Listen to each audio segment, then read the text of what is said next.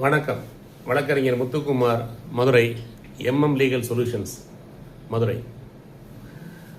அசல் பத்திரம் தொலைந்து விட்டது, பத்திரப்பதிவு செய்ய முடியாது, பட்டா மாற்றம் செய்ய முடியாது என்ற கவலையா? கவலை வேண்டாம்.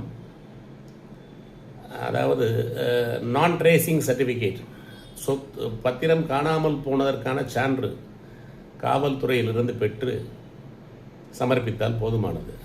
அதற்கான வழிமுறை ஒன்று இருக்கிறது. முதலில் காவல்துறை இணையதளத்தில் ஒரு புகார் அளிக்க வேண்டும். அந்த புகாரில் சொல்லப்பட்ட விஷயங்களை ஒரு மனுவாக தயாரித்து அந்த இணையதளத்து அக்னாலஜ்மெண்ட் நம்பரையும் இணைத்து ஒரு புகார் அளிக்க வேண்டும். காவல்துறையில் உங்களுக்கு CSR மனு ரசீது தருவார்கள். எல்லாம் கலெக்ட் பண்ணி வச்சுக்கிறணும்.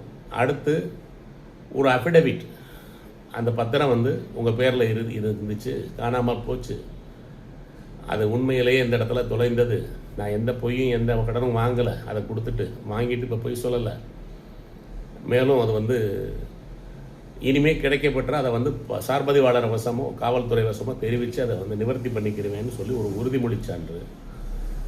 அந்த சொத்து உங்கள் அப்பா பத்திரமா இருக்கும் பட்சத்தில் பிற வாரிசுகளிடமிருந்து இந்த சம்பந்தமாக இந்த பத்திரத்தை இன்னாரிடம் ஒப்படைக்க எங்களுக்கு அனுமதி தருகிறோம் என்று ஒரு அஃபிடவிட் நோட்டரி பப்ளிக் முன்னாடி வாங்கிட்டு தமிழ் நாளேடு அல்லது அதுவும் ஆங்கில நாளேடு இரண்டிலுமே ஒரு விளம்பரம், பத்திரிகை என்னோட பத்திரம் காணாமல் போட்டு சோல்சோ கிடைத்தால் தகவல் தரவும் எல்லாம் ஃபைல் பண்ணி கொண்டு போய் ஈஸி அதை சொத்தை விற்பனை செய்யப்படாமல் இன்னும் எங்கள் வசம்தான் உள்ளதுன்றதற்கான ஒரு என்கம்பரன்ஸ் சர்டிஃபிகேட் எடுத்து கொண்டு போய் காவல்துறை வசம் ஒப்படைக்கணும். அவங்க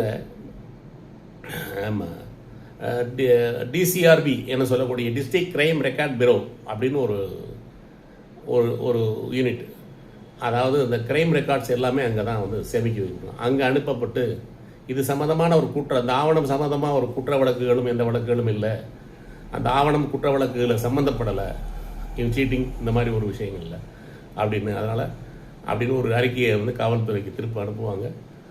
அதில் உள்ள சில ஒரு பார்வை நம்பர், ஒரு ரெஃபரன்ஸ் நம்பர், அந்த நம்பருடன் சேர்ந்து நான் ட்ரேசிங் சர்டிஃபிகேட் உங்களுக்கு வழங்கப்படும். இதுதான் ப்ரொசீஜர். இந்த நான் ட்ரேசிங் சர்டிஃபிகேட் மட்டுமே செல்லுபடியாகும். சாதாரணமாக காவல்துறையில் போயிட்டு காணாமல் போச்சுன்னு நீங்கள் வாங்கிட்டு வந்தீங்கன்னா அது செல்லாது. சார்பதிவாளர் அதை ஏற்றுக்கிற மாட்டார். அவ்வளோதான். நன்றி. இணைந்திருங்கள். சட்ட விழிப்புணர்விற்காக